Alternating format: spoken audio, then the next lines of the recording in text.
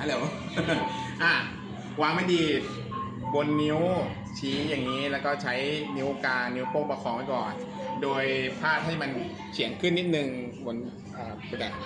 จากนิ้วเนาะเสร็จแล้วดึงเชือกจากด้านซ้ายพันไปทางขวาในขนาด45 องศาแบบนี้แล้วก็พันสัก3 รอบนะซ้ำไปซ้ำมาเป็นทางเดียวกันหมดเลยนะเสร็จแล้วเราดึงมาทางซ้ายผ่านปลายนิ้วชี้เสร็จแล้วอ้อมมาด้านหน้าของนิ้วชี้